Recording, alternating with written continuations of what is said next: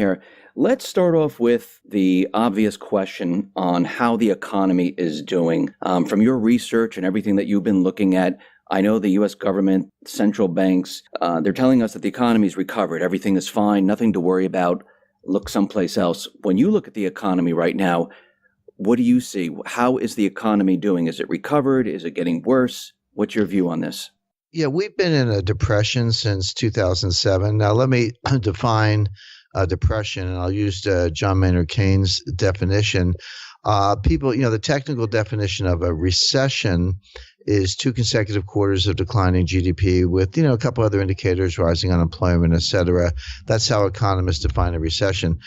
Depression is not nearly as numerically defined. So a lot of people assume, well, gee, if a recession is 2 quarters of declining GDP, then a depression must be worse than that. It must be 10 quarters of declining GDP, et cetera. But that's not the definition. The definition of a depression is you have depressed growth relative to trend. This is what John Maynard Keynes said, a sustained period of below trend growth with no tendency either towards collapse in the short run or return to trend. So long-term trends in U.S. growth, and we talk about world growth, but let's just talk about the U.S. for a second, kind of 3.5%, certainly post-World War II. The U.S. has produced that kind of growth on a sustained basis with occasional technical recessions. But we've had 8 years of growth around 2%, and more recently it's been below 2%. So that gap between the 2% that we're actually getting and the 3.5% that we're capable of is depressed growth. It's an output gap, and it represents lost wealth, and it's getting bigger over time. So you take 2 lines and put them on different trajectories and extend them over time. The gap between them gets bigger and bigger and bigger. That's the output gap. And, you say, gee, 2%, 3%, it's only 1% difference. What's the difference? The difference is enormous when you compound it over time. The 3% society or 3.5% society will be twice as rich as the 2% society over, say, a 35, 40-year period. By the time we have young children, by the time they're grown, or by the time we're, older, the one society will be twice as rich as the other. So it's a very big deal.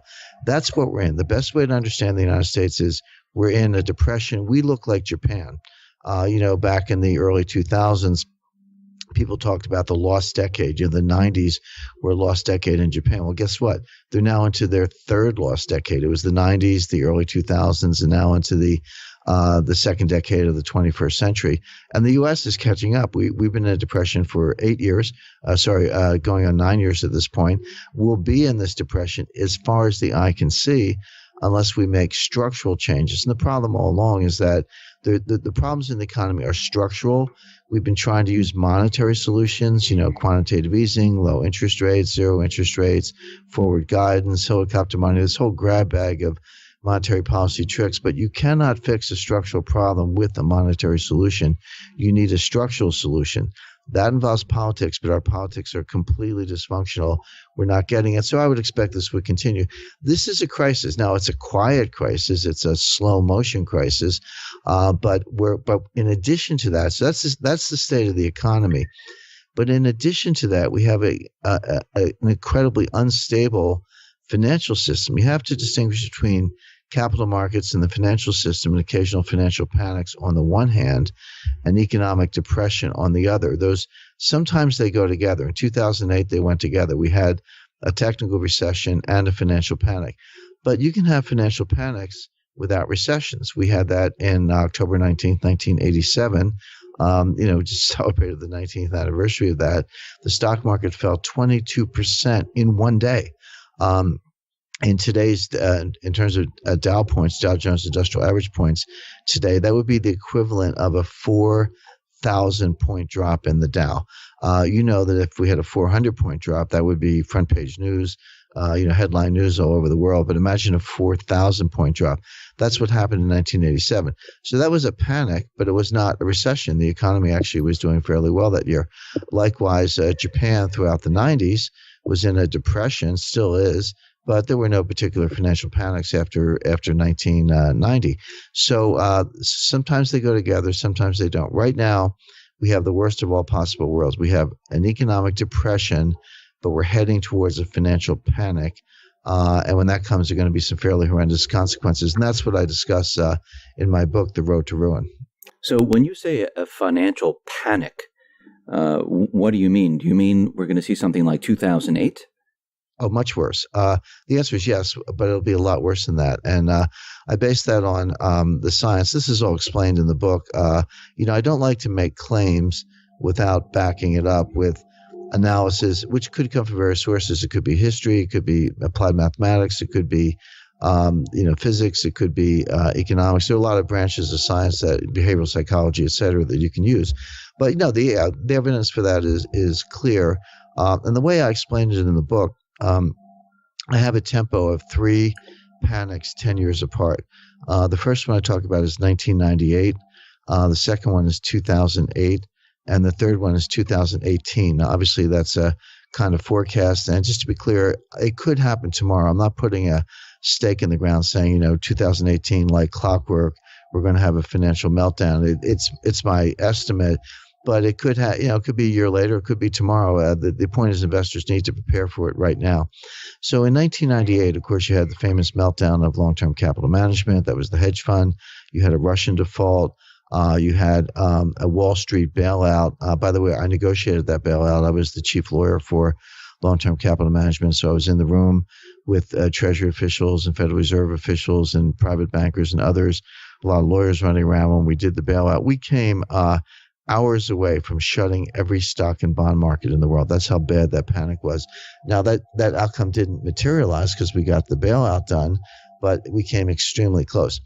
In 2008, we were days away from the sequential collapse of every major bank in the world. So in March 2008, Bear Stearns failed. June, July 2008, Fannie and Freddie failed.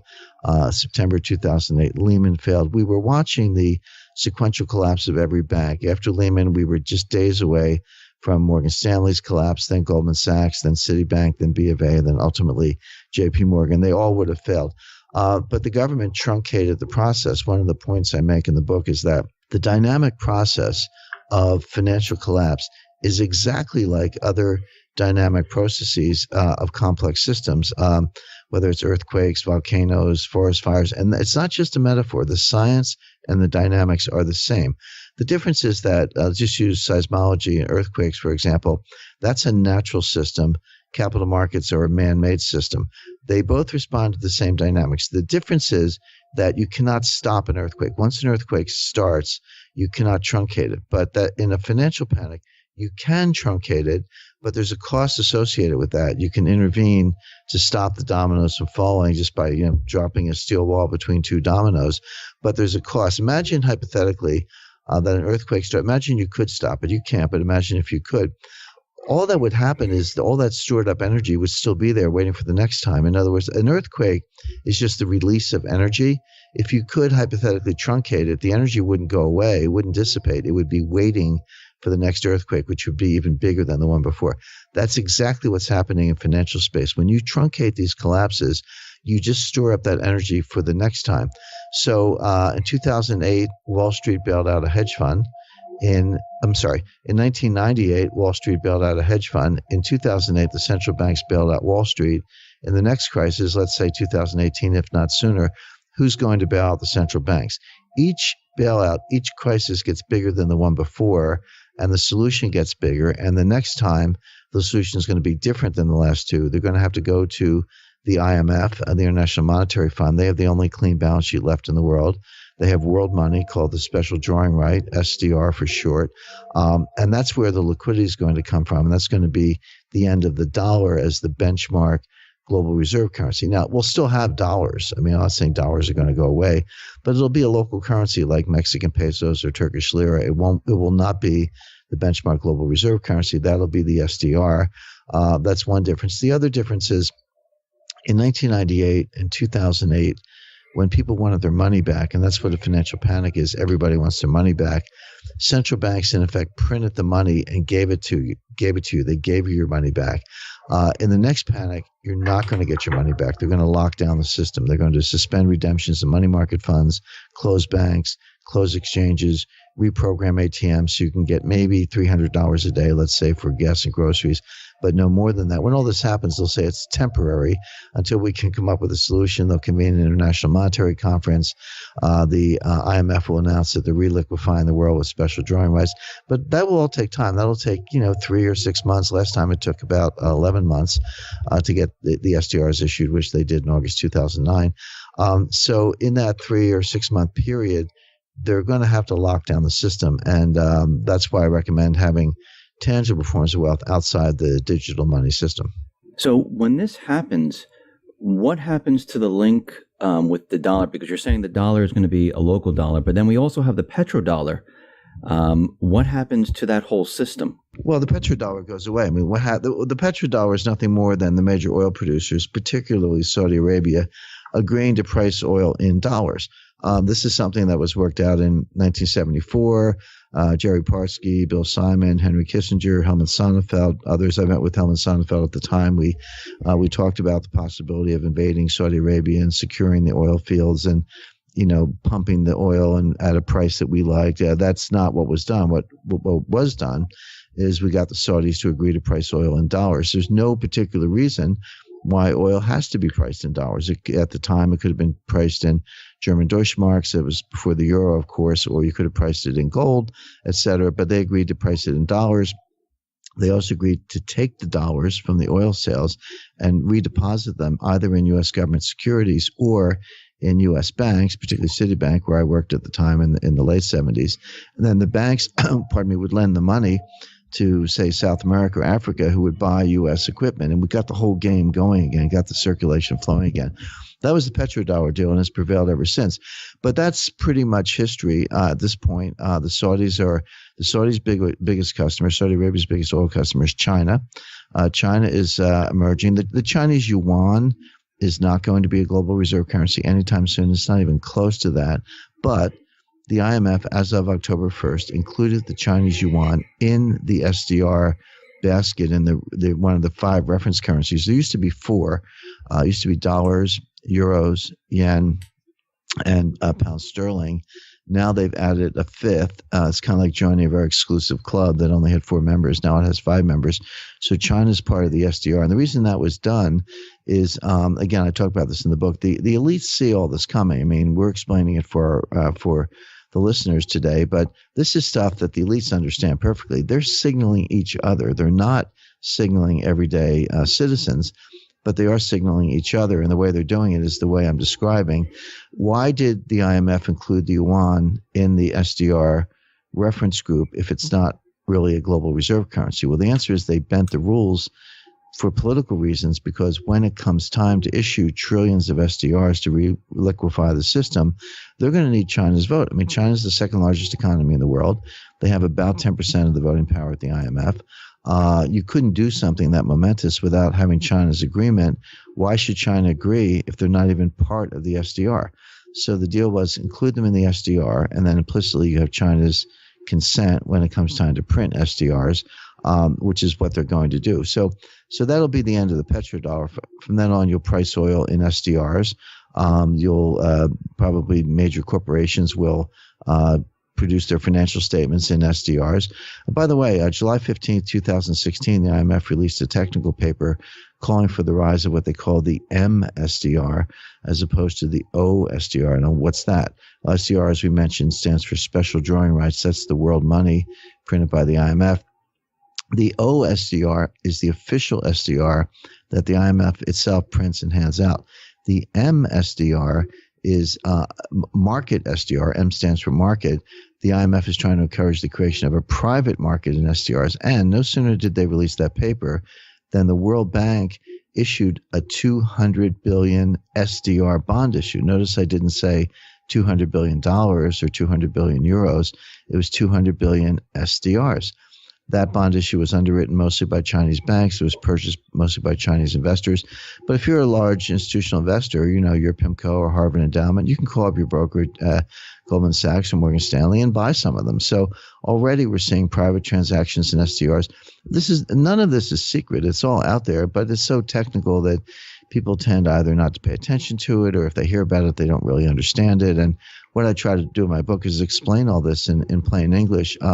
I never dumb things down. The book is written at a very high level, but I do use plain English, metaphors, examples, and stories, so that it's very accessible and so that people can follow along and understand what's actually happening with their money. But yeah, the petrodollar deal is over. In the future, oil, in the not too distant future, oil will be priced in SDRs. Now, I'm just trying to get this straight in my head, and I'm sure everyone else who's listening trying to get this straight in their head. So once the dollar is no longer a reserve currency, is that what you're saying? No longer will the dollar be a reserve currency? No, it'll still be around. It'll still be a reserve currency. It won't be the benchmark leading reserve currency. That will be the SDR. So that'll diminish the role of the dollar. And then what we'll start to see is, as I say, they'll flood the market with SDRs, and that will be highly inflationary. So your dollar will be worth less and less. So the way to understand the dollar in that world, it'll be like Mexican pesos or Turkish lira. So if I go to Turkey today, I'm going to get some Turkish lira. If I go to Mexico, I'm going to get some Mexican pesos. So a tourist coming to the United States will get some dollars. You and I will still have dollars for walking around money, but it will be not worth nearly as much because of inflation, and it will no longer be the reference currency. The important things in the world: settlement of balance of payments between countries, the price of oil, the financial statements of major corporations like Volkswagen, IBM, General Electric. That will all be in SDRs, and then that will be a part of the process of ultimately diminishing the role of the dollar. So the dollar doesn't go away; it just loses importance. We the United States, lose our privileged position to spend money in currency that we print. I actually had this discussion at the Pentagon. I was meeting with their chief futurist. The Pentagon has a futurist, a person who thinks about the future warfare, the future technology. And I said to him, the day will come when a U.S. destroyer will pull up at a fuel depot in Singapore, and you'll say, fill her up, and they'll say, fine, pay me in SDRs. And for the first time, you'll have a very expensive forward deployed military that you have to pay for in a currency that you don't print. And that really made an impact. He said, you're right. So where are we going to get our SDRs? Because the U.S. can always print dollars, but we can't print SDRs. We have to get them from the IMF. That means, the BRICS have a role, China, Russia, all these other powers have a role. Of course, the U.S. is still, the biggest economy in the world. We have the biggest vote at the IMF. I'm not saying the U.S. is going away or the dollar is going away. What I'm saying is this is part of a process by which the dollar is eclipsed exactly the way sterling was eclipsed between 1914 and 1944. But if you are a long-term investor or you're concerned about your wealth or preserving wealth, the sooner you understand this and the sooner you can begin to take measures to preserve your wealth that don't rely on digital dollars, the better off you'll be. So what you're saying, those people that have currency in the bank, pensions, all that is going to be devalued? Exactly. If you have any kind of fixed dollar claim, so a bank deposit, a pension, an insurance policy, an annuity, and when the inflation comes, you'll still get your dollars, not necessarily in every case, but by and large, you'll get your dollars. They just won't be worth very much. Between 1977 and 1981, 5-year period, the United States had 50% inflation, just actually slightly more than 50%, not 15, 50. The value of the dollar was cut in half. A lot of people look back to the creation of the Federal Reserve in 1913 and say, since then the purchasing power of the dollar has lost 95%, which is technically true. But 1913 was 103 years ago. But here you had a 5-year period where it lost more than half its purchasing power. That's coming again. It'll happen when the financial panic hits, when the world has to reliquify with SDRs. And, you print 5, 6, 7 trillion SDRs and hand them out to governments, which is what they do. People don't get SDRs. You and I are not going to have SDRs as walking around money. These are given to governments, but the governments will spend it. They're very good at that. By the way, under the IMF Articles of Agreement, they are not limited to giving the SDRs to countries. They can also give them to multilateral institutions. So you could give SDRs to the United Nations, and they will. You could give them to the World Bank, and they will. And those will be used for globalist purposes such as, climate change, infrastructure spending. I don't want to debate climate change. That's a separate topic. But my point is this money will get printed. It will get handed out. It will get spent. It will be inflationary. The value of the dollar will be diminished. You can see this coming a mile away. So why not, get ready for it with some tangible assets, whether it's gold, silver, land, fine art, natural resources. There are a lot of things you can do. And I'm not even saying 100%, just have some portion of your portfolio allocated that way. And I talk about all this in the book. This sounds like a global currency for the globalists and the people on the street. Most of the people are not aware of this. They don't understand what's going on. And when this happens, aren't people going to be upset? Well, yes, but the question is, will they understand what happened? Of course, that is why I wrote the book. That's why I wrote The Road to Ruin, so that we can lay out a roadmap and put it in plain English and people can understand it and see it coming. And I hope people do buy the book and read it and are prepared for this. But at the time, look, people barely understand the Federal Reserve. Everyday American, you say Federal Reserve, they think it's a kind of aged whiskey, some old reserve whiskey. They don't understand. And by the way, a lot of this is by design. Why is the Federal Reserve not called the Central Bank of the United States? It is the Central Bank of the United States. Why don't they call it that? The reason is that the United States had two central banks before. Americans hate central banks. We got rid of both of them. We had a central bank that we got rid of in 1812. We had another central bank that we got rid of in 1835. So Americans hated central banks. So when it came time for the Rockefeller and Morgan interests to create a new central bank in around 1912, 1913, they gave it a funny name so that people wouldn't know what they were doing. They called it the Federal Reserve System. Same thing with the SDR. It's world money. The Federal Reserve has a printing press. They can print dollars. The European Central Bank has a printing press. They can print euros. Well, the IMF has a printing press. They can print special drawing rights or SDRs, which is just world money. So why don't they call it world money? Well, that's too scary. If I actually called it world money, people go, oh, gee, that sounds a little spooky, a little like world government, world taxation, which are also coming, by the way, and I talk about that in the book. So they give it these funny technical names so people don't understand it. So when the inflation comes, maybe people will be writing to their congressman or, picketing outside the Federal Reserve, but they'll just point fingers. Who knows where the IMF is? It's over in, G Street in a certain neighborhood of Washington, a few blocks from the Fed. But they'll say, hey, it's not us, it's those guys over there at the IMF. No, people don't understand what the IMF is. They don't understand it's the central bank of the world. They don't understand how SDRs work. Although, as I say, I do explain it in the book. But the point is they won't know where the inflation is coming from. Now, the question is, will it work? It might, partly because what we're just discussing, which people don't really understand it, but it might not. And that goes to your point.